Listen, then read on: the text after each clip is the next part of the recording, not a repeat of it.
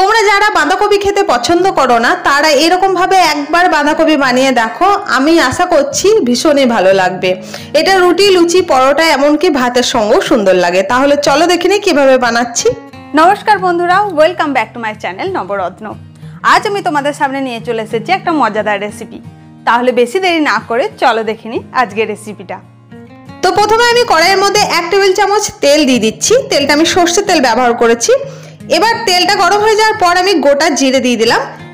এরপর আমি যাতে জিরেটা খুব বেশি পুড়ে না যায় সেই কারণে পেঁয়াজ দিয়ে দিচ্ছি। পেঁয়াজটা একটু ভালো করে ভেজে নেব। যতক্ষণ না একটু সামান্য লাল হয়ে আসছে ততক্ষণ ভাজতে হবে।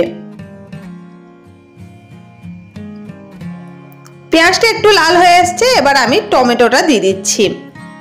টমেটোটা দেওয়ার পর আমি ততক্ষণই নাড়াচাড়া করব যতক্ষণ না টমেটোটা গলে যাচ্ছে। আর এই টমেটোটা তাড়াতাড়ি যাতে গলে যায় সেই কারণে আমি পরিমাণ মতো নুন দিয়ে দিচ্ছি। এবার পেঁয়াজ আর টমেটোটা ভালো করে নাড়াচাড়া করে গলিয়ে নিতে হবে। এবার যখনই একটু নরম হয়ে যাবে তারপর এর মধ্যে আমি মশলা দিয়ে দেবো। প্রথমে আমি লাল লঙ্কার গুঁড়ো দিয়ে দিলাম 1 চা চামচ। এবার দিয়ে দিচ্ছি হলুদ গুঁড়ো 1/2 চা চামচ। আমি এর মধ্যে বেশি কিছু মশলা ব্যবহার করিনি। এগুলো খুব ভালো করে নাড়াচাড়া করে নেওয়ার পর আগে থেকে কেটে রাখা বাঁধাকপিটা দিয়ে দিচ্ছি।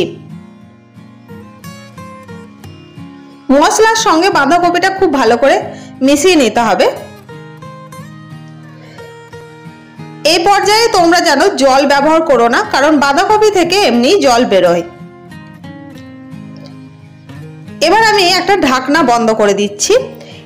আমি পুরো রেসিপিটা এরকম ঢাকনা বন্ধ করে করব।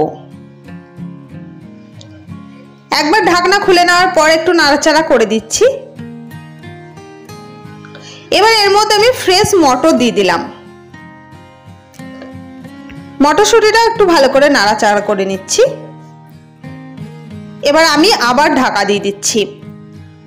আবার আমি ঢাকনা সরিয়ে দেখে নেব। দেখতেই পাচ্ছ তোমরা বাঁধাকপিটা কত সুন্দর নরম হয়ে গেছে। পুরো রেসিপিটা তৈরি হয়ে গেছে। তোমাদের এই রেসিপিটা কেমন লাগলো আমাকে অবশ্যই জানিও। ভালো লাগলে একটা লাইক করে দিও। আমার চ্যানেলের নতুন বন্ধু হয়ে থাকলে চ্যানেলটিকে সাবস্ক্রাইব করতে একদম ভুলো না।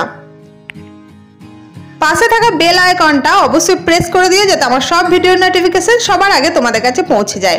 আবার আসবো অন্য কোনো রেসিপি নিয়ে। আজকের জন্য টাটা।